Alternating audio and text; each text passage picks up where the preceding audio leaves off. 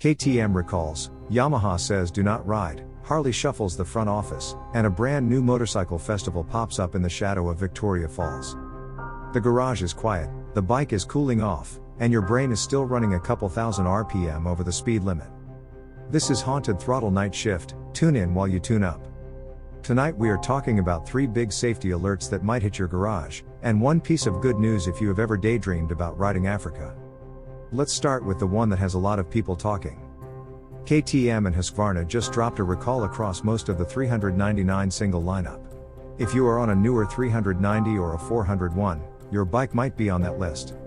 According to KTM's own recall notice, they are pulling in 2024 through 2026 KTM 390 Dukes, plus the 2025 and 2026 390 Enduro R, 390 SMC R Supermoto, 390 Adventure R, and 390 Adventure X. All of them share the same 399cc single-cylinder platform. Husqvarna is in it too with the 2024 Vitpilen 401 and Svartpilen 401. The issue is not cosmetic and it is not just a squeaky part. KTM North America says the problem lives in the engine management system. Under certain conditions, the ECU can basically get confused and cut power, which means the bike can stall. If that happens when you are rolling through a corner or trying to get out of a sketchy situation in traffic, it is a bad time to suddenly be coasting instead of riding. The fix is a software update.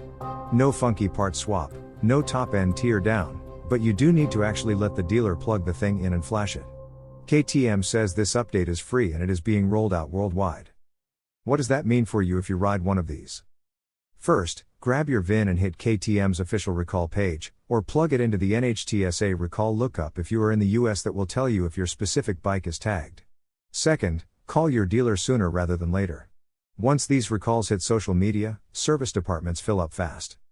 In the meantime, the advice from KTM and the safety folks is basic but important. If your bike starts doing anything weird with idle or cutting power when it should not, do not just shrug it off as quirky single-cylinder personality. Get it looked at. Now, from you should get that checked. Do they literally say do not ride?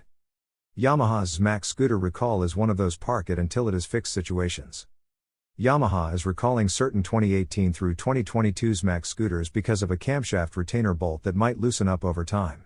If that bolt backs out, it can stop doing its job of actually holding the camshaft in place. The end result is not subtle. The engine can stall, and if that happens while you are in traffic, you can guess the rest. NHTSA lists thousands of scooters under the campaign, and Yamaha's own language is pretty direct. They are telling owners not to ride the scooter until the remedy has been completed. When a manufacturer goes all the way to do not ride, that is not them being dramatic. That is them trying to keep you off the evening news. The fix here is a redesigned camshaft retainer plate. Dealers will install the new plate at no cost. If you think you are in the affected years, you know the drill. Run the VIN through Yamaha's recall site or NHTSA, and then call your local shop. If money is tight or you are worried you will get upsold, remember, recalls are on the manufacturer. This is not a pay extra thing. Also, if you have a friend or a family member on XMAX who does not live on bike blogs and forums, do them a favor and tell them about this. A lot of riders only hear about recalls when the letter eventually shows up in the mailbox, and sometimes that letter is sitting in a junk pile on the kitchen counter for a month.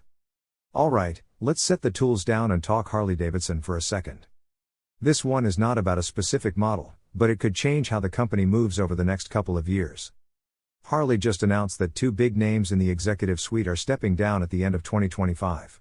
Jagdish Krishnan, the Chief Digital and Operations Officer, and Luke Mansfield, the Chief Commercial Officer of Harley-Davidson Motor Company, are both leaving their roles. Instead of bringing in a whole new lineup of vice presidents, Harley is consolidating power. Their current Chief Financial Officer, Jonathan Root, is going to keep the CFO job but also take on the title of Chief Commercial Officer for the motor company. In plain language, the person watching the money is also taking a bigger hand in the sales and go-to-market side. What does that mean if you are just trying to keep your bike running and maybe daydream about a new one? Short term, nothing wild. Your bike does not suddenly lose value because a guy in Milwaukee changed titles. But moves like this usually signal a couple of things behind the curtain. It can mean the company is tightening up spending, pushing harder on profitability, and trying to line up the digital side, apps and online sales, with the dealer network and the actual bikes on the floor. If Harley wants to keep pushing new platforms, electric experiments, and fancy tech packages, they need that whole system to be smooth, from the app on your phone all the way to the service writer at your local dealer. Executive reshuffles are boring until suddenly they are not, and you are standing in a showroom looking at a completely different lineup or finance program. We will keep an eye on what this actually turns into for riders, and not just stockholders. Let's finish the night on something a little more fun. If you have ever sat on your bike in a gas station parking lot and thought, one day I want to ride Africa, there is a new event on the map with your name all over it. Zambia has just backed something called the Africa Bike Culture Festival. It is scheduled for late May 2026 in Livingstone, the gateway town to Victoria Falls. The idea is to turn motorcycle tourism into a serious economic engine, not just a few overlanders passing through. The festival is supposed to blend group rides, adventure touring, safety and skills training, and a whole lot of cultural immersion. Think rides that roll right up to some of the biggest waterfalls and national parks in the world, plus local food, music, and small businesses getting in on the action.